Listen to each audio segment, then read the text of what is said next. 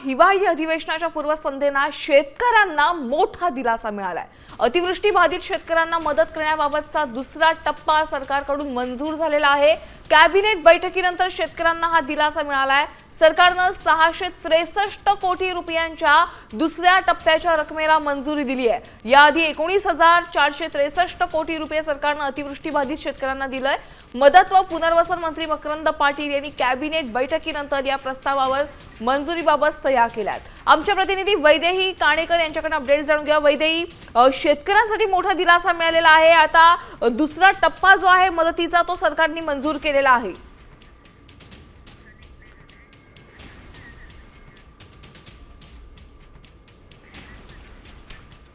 आमच्या प्रतिनिधी वैदेही काणेकर यांच्याकडे आपण याबाबतचे अधिक अपडेट जाणून घ्या। वैदेही, शेतकऱ्यांसाठी एक मोठा दिलासा पाहायला मिळतोय। आता सरकारने जो शेतकऱ्यांच्या मदतीचा दुसरा टप्पा होता तो देखील मंजूर केलेला आहे।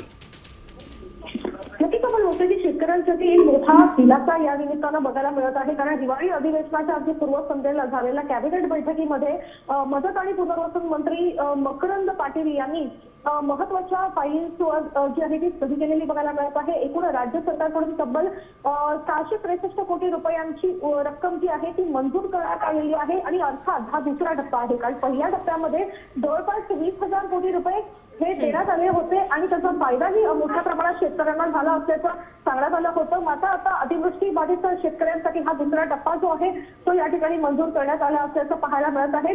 तत्काळ कॅबिनेटच्या बाहेर आल्यानंतरच मकरंद पाटील यांनी या फाईल्सवर सही केली असल्याचं पाहायला मिळतं। नक्कीच, धन्यवाद या वैदेही या सविस्तर माहितीसाठी। ते एक अतिशय महत्त्वाची बातमी आपण सध्या पाहतोय।